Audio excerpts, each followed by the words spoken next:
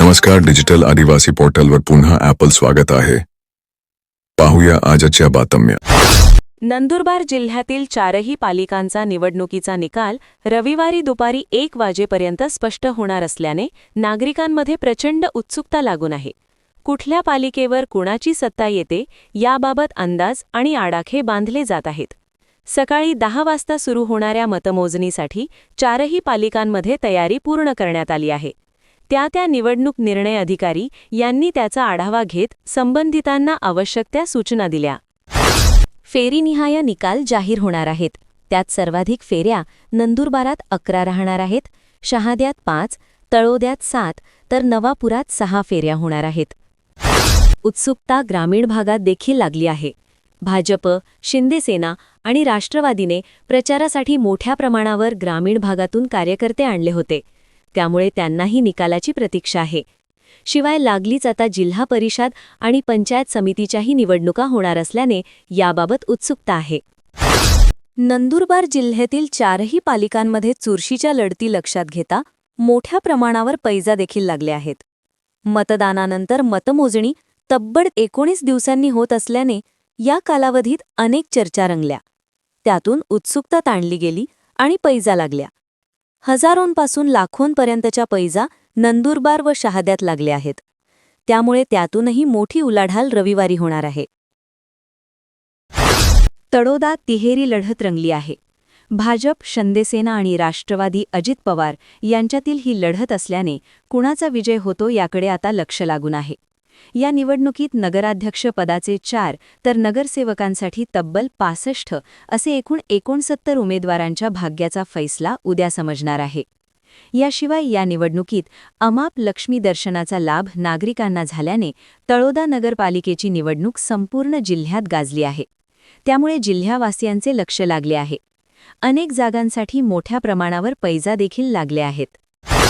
गेल्या 19 दिवसांपासून लांबणीवर पडलेल्या पालिका निवडणुकीचा सत्तेचा फैसला आता अवघ्या काही तासांवर येऊन ठेपला आहे. रविवारी होणाऱ्या मतमोजणीकडे संपूर्ण जिल्ह्याचे लक्ष लागले आहे. निकालाच्या पूर्वसंध्येला कडाक्याच्या थंडीतही राजकीय वातावरण प्रचंड तापले असून विजयाची गणिते मांडण्यात उमेदवारांची शनिवारी संपूर्ण रात्र जागून निघाली आहे. उडवून हा सण साजरा केला जातो. आता मात्र तुम्ही किंवा तुमचे मुले संक्रांतीला पतंग उडवणार असतील तर ही माहिती तुमच्यासाठी महत्त्वाची आहे. मकर संक्रांतीच्या पार्श्वभूमीवर पोलिसांनी मोठा निर्णय घेतला आहे. मुलांनी चायनीज मांजाने पतंग उडवल्यास पालकांवर कारवाई केली जाणार असून त्यांना थेट तुरुंगात जावे लागणार आहे.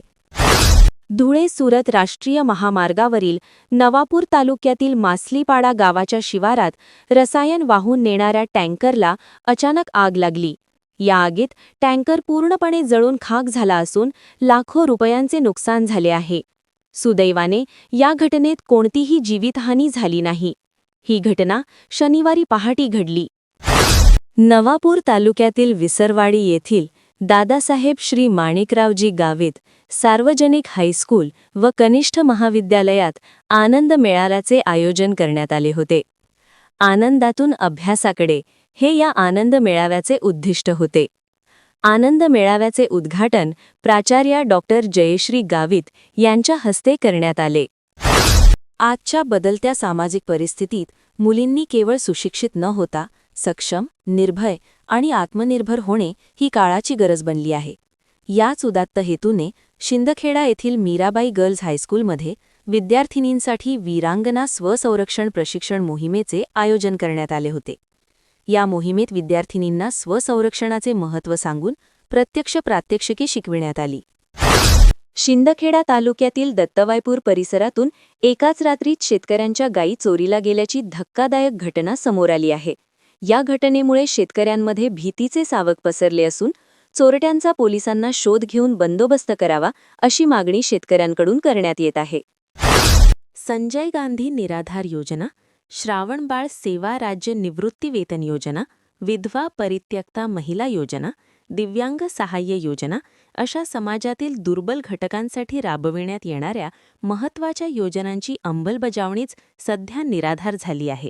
लाभार्थ्यांचे अर्ज मंजूर करून लाभ देण्यासाठी आवश्यक असलेल्या निराधार समित्याच जिल्ह्यात 3 ठिकाणी अस्तित्वात नसल्याने अनेक प्रस्ताव मान्यतेविना पडून आहेत.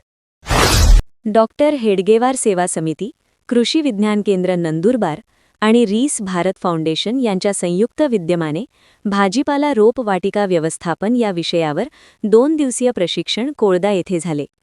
उद्घाटन कार्यक्रमात वरिष्ठ शास्त्रज्ञ व प्रमुख राजेंद्र दहातोंडे, उद्यानविद्या विभागाचे प्राचार्य संदीप राजपूत, रोगशास्त्र विभागाचे डॉक्टर भूषण बिरारी, रीस भारत फाउंडेशनचे जिल्हा व्यवस्थापक किरण गोरे, उद्यानविद्या तज्ज्ञ डॉक्टर वैभव गुर्वे उपस्थित होते.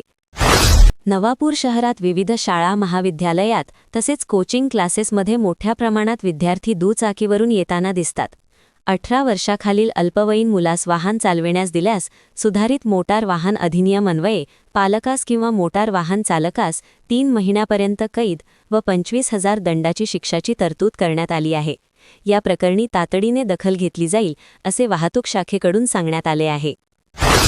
नायलॉन मांजामुळे होणारे अपघात, पक्षी व नागरिकांच्या जीवितास निर्माण होणारा धोका लक्षात घेता त्याच्या विक्री व वापर करणाऱ्यांवर कठोर कारवाई करण्यात येणार असल्याचा इशारा पोलीस निरीक्षक राजन पवार यांनी दिला.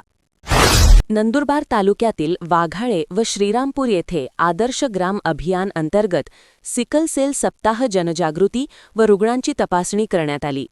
यावेळी जिल्हा आरोग्य अधिकारी डॉक्टर रवींद्र सोनवणे, अतिरिक्त जिल्हा आरोग्य अधिकारी डॉक्टर हरिश्चंद्र कोकणी, तालुका वैद्यकीय अधिकारी डॉक्टर जाफर तडवी यांच्या मार्गदर्शनाखाली प्राथमिक आरोग्य केंद्राचे वैद्यकीय अधिकारी डॉक्टर गोपीन वळवी, डॉक्टर योगेश पाटील यांनी आयुष्मान आरोग्य मंदिर वाघा व श्रीरामपूर येथे तपासणी केली. तपासणीसंदर्भात प्रकाश साळुंखे यांनी माहिती दिली.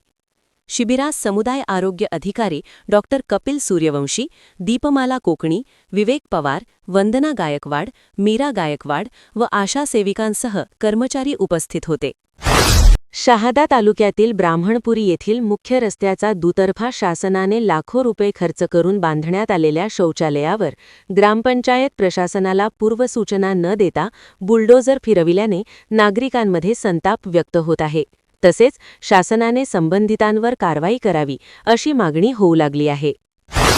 हिवाळ्याची चाहूल लागताच महिलांना कुटुंबियांच्या आरोग्य संवर्धनासाठी पोषक ठरणारे मेथीचे लाडू बनविण्याचे वेध लागतात.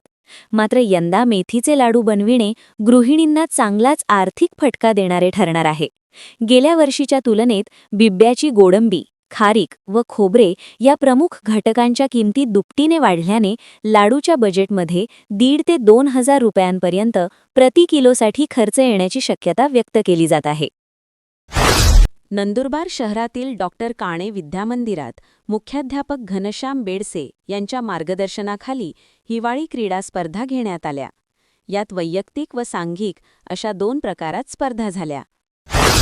थंडी वाढल्याने संत्रा व मोसंबीची नंदुरबार शहरातील बाजारपेठेत मोठ्या प्रमाणात आवक झाली आहे. संत्रा व मोसंबीला ग्राहकांची मागणी असून मोसंबीला 50 रुपये किलो एवढा दर आहे.